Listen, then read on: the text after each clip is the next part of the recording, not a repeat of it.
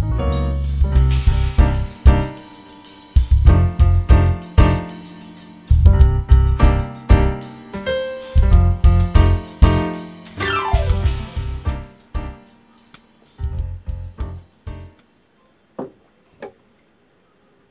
hey, welcome back to Kottage-tek.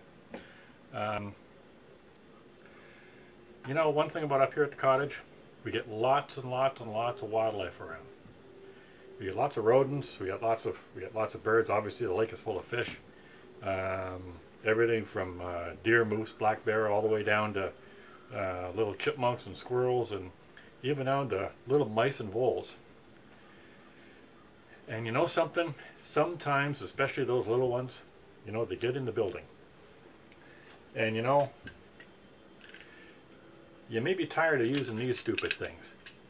These things are a pain in the butt. They're inefficient as the dickens, for starters. You only catch one darn mouse. You gotta bait it, you gotta load it, you gotta move the stupid thing back, and you gotta put the trigger on.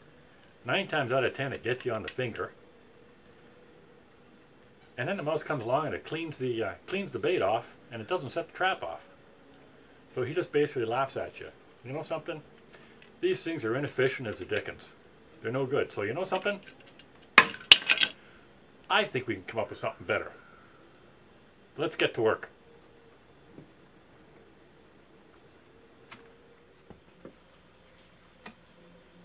Okay, here we are back at the work table.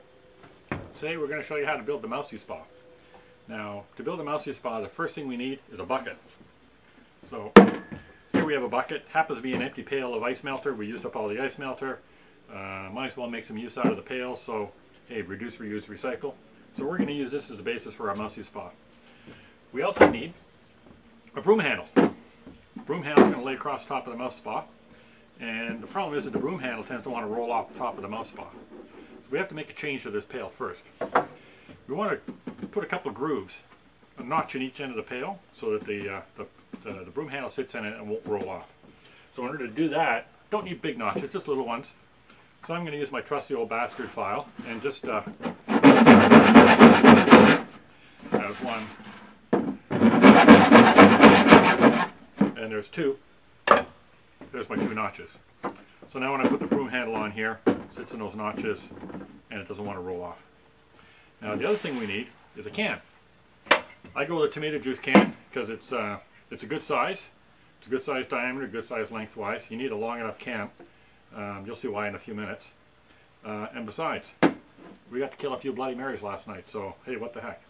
Now, I modified this can this morning by cutting the tops and bottom off the can. So now it's just basically a metal cylinder.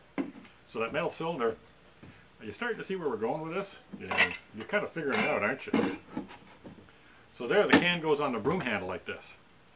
And this is basically our mousey spa. Now, those are all the components we need. So let's start putting it together to catch some mice. The first thing we need if this is going to be a mousey spa is some water. It wouldn't be a spa without some water. So we're going to add some water. You don't need much. Just a few inches in the bottom. Mice can't swim, so it's only really got to be like chest deep to do the trick for them.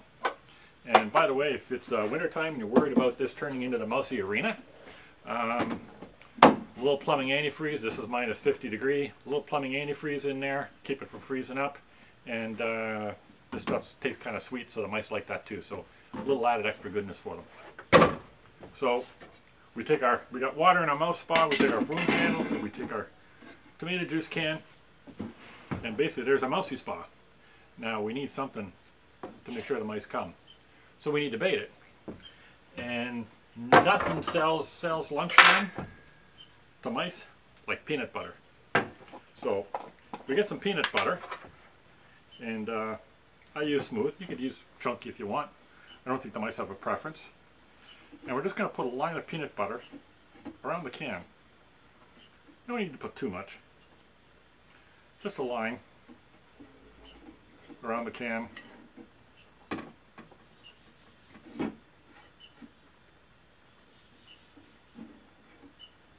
Yeah, listen to that squirrel. He wants some peanut butter already. So there we have our mousey spa, and it's all baited. Now the theory is the mice are going to come up. The idea is you put this now someplace where there was a box or something where the mice can get up to this broom handle. Put a stick up to it or something like that. The mice will come up, they'll come down the broom handle, they go on the can to eat the peanut butter. Of course they can't hang on to the can, that's why you need a big enough can. They can't hang on to the can, plus the can tends to roll around. So the can will roll around, the mice fall off into the water. It's an ex-mouse. Beauty of it is, the mouse is in the water, he's been dispatched. The rest of the trap is still here, so more mice will come up, get onto the peanut butter, and in they go. Come on in, boys, the water's fine. So the beauty is, you can catch a lot more mice in this than you can with one of those old-fashioned Victory snap type mouse traps. So there you have your mouse trap, your mouse spa. Now I talked about maintenance being easy. This is how easy it is. So your mouse spa has been in business for a while. You caught a few mice in there, and it's time to clean up and get ready for another run. So first thing you do is you take out your broom handle, take off your can. You take your mouse spa with the mice in it. Now, relax, it's no problems. You just, there go the mice. So your mouse trap is now all empty, ready to go again. Put some more water back in there. Don't forget the sweetener. Take your tomato juice can and your broom handle, put that back on tap. A little more peanut butter on top of there if you need to, and you're all loaded and ready to go. So there you go, the mousey spa. It's a lot better than those old Victory traps, and it's the best. And best of all, it actually works. So send us an email. We'll be glad to sell you one. I'm sure I can come up with a price. Thanks for watching.